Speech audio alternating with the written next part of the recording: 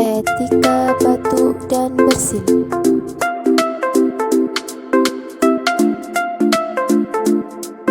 Pada saat batuk atau bersin, terjadi pelepasan virus, kuman yang berasal dari pernafasan baik melalui udara maupun cairan dari dalam tubuh yang dapat menular pada orang lain.